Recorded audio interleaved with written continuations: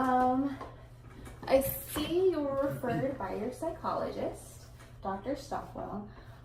Did he kind of tell you what this session would be about or not really? Briefly. Okay, so this is a mindful-based cognitive therapy session. It's a combination between cognitive therapy, which is a therapy where we kind of try to change your thought process, and it's also a combination of mindfulness, stress reduction. So it's a combination of the two, and what we do is we don't necessarily try to change your thought process, but we do try to teach you skills and tools to help you kind of change your thought in that moment to where you have more positive thoughts instead of negative thoughts. Now, I know you do have a history of depression, so this therapy will actually kind of give you tools to help you prevent relapsing and potentially falling into a depressive state again. So if you do kind of feel those emotions coming back up, we can help you identify those feelings and your stressors and what could potentially cause you to feel that way, and ways to effectively manage them so that you don't fall into a deep depressive state.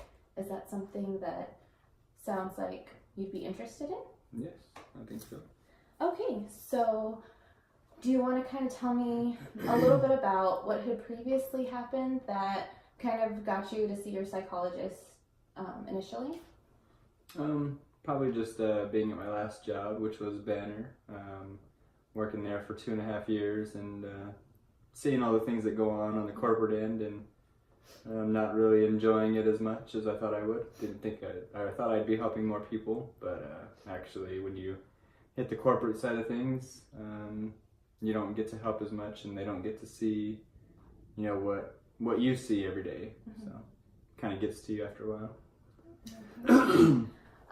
And what kind of things happened in that corporate kind of field that you didn't really like, or you felt that kind of put a lot of stress on you? Well, you come to them with ideas, and they tell you, tell us your ideas, share your voice, and this and that, the corporate thing.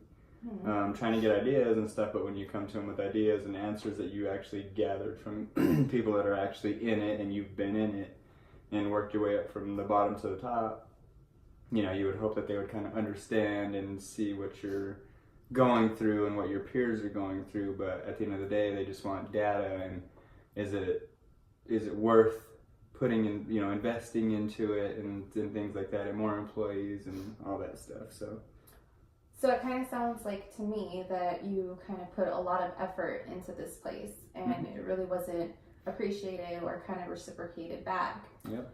And how did that kind of make you feel? Very unappreciated, unappreciated.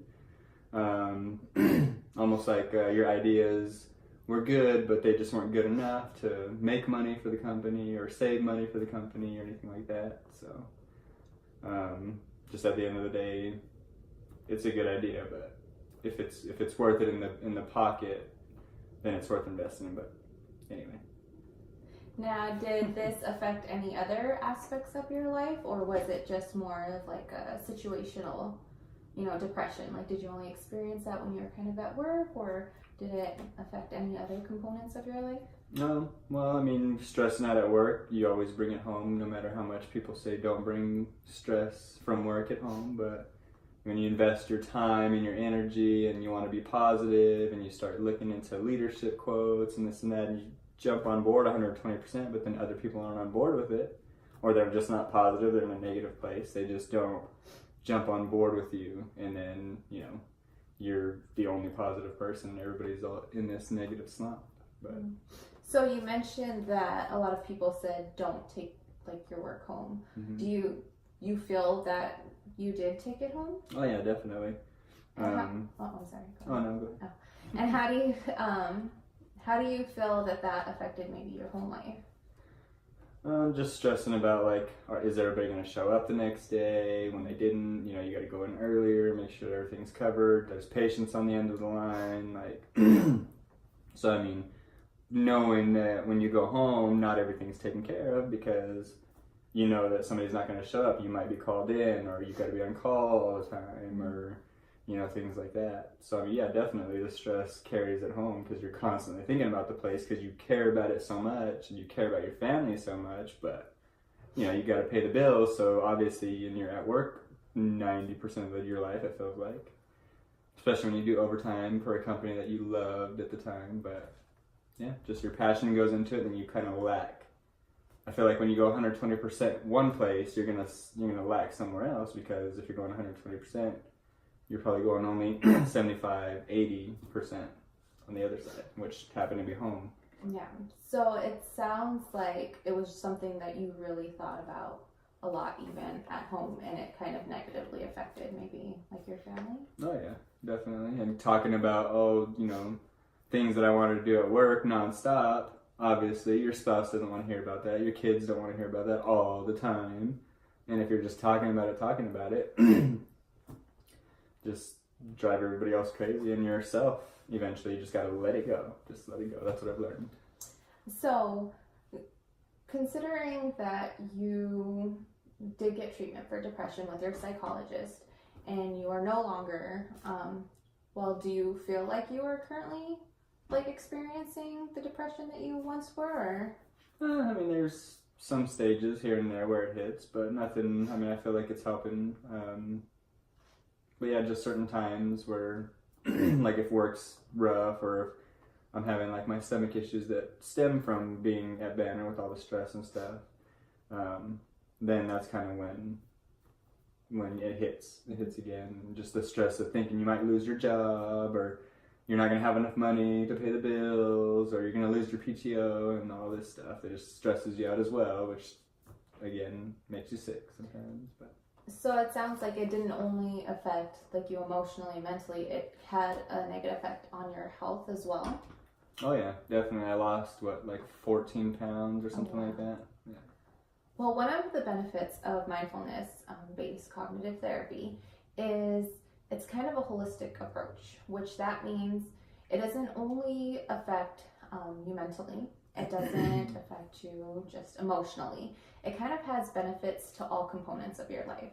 So by practicing this, it can help your physical health, it can help your emotional health, and it can also help your mental well-being.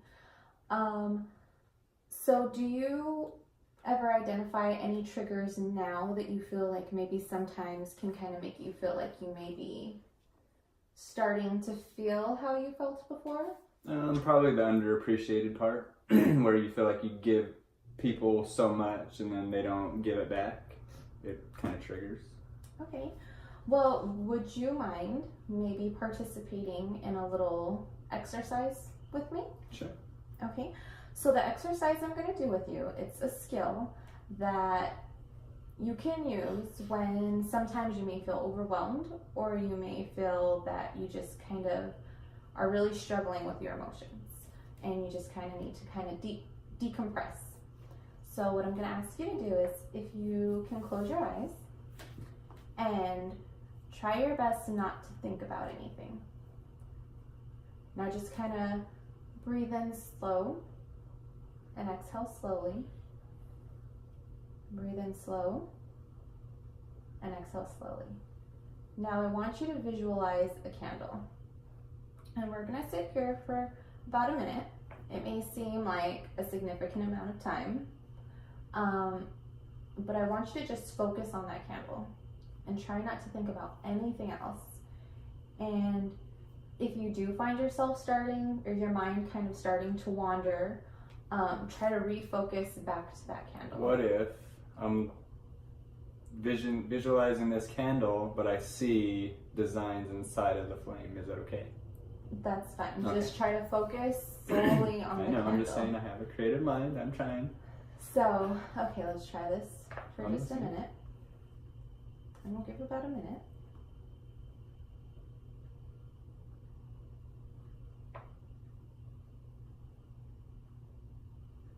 Okay. How did that feel for you? Pretty good. Good. Did your mind wander at all, or? No, I was actually just thinking about the light. Okay. So part of this therapy is it's an 8-week therapy, and we'll meet for 8 weeks. And during that 8 weeks, we'll meet for about 2 hours for each session. But along with that, I'm actually going to give you some homework each week as well. So initially, that kind of mindfulness practice that we just engaged in may be a little bit difficult because you're not really used to, practicing that kind of skill. So what I'll have you do is, throughout the week, I'd like you to do that exercise, just randomly. And the first day, do it for a minute. And then maybe skip a day, do it for 2 minutes. And we'll progressively start to increase the time and help you kind of learn the skills needed to kind of change your negative thoughts into positive thoughts, or to learn the skills needed to kind of practice that mindfulness. These skills will be done by doing meditation, yoga, and kind of a body mindfulness as well. So along with the homework, I do have a couple of resources for you. I'm first going to suggest an app on your phone. There are some apps that can actually help with mindfulness and meditations. They kind of guide you through it and just give you a little break throughout the day, to where if you're not really sure what to do or what you may be experiencing and what might be the best mindfulness skill for that, it can kind of guide you. I'm also going to suggest taking a yoga class. It can help you de-stress, decompress, and just kind of help you gather all your feelings and just kind of take a break from everything. Does this sound like something you'd be interested in? Yes, I think so.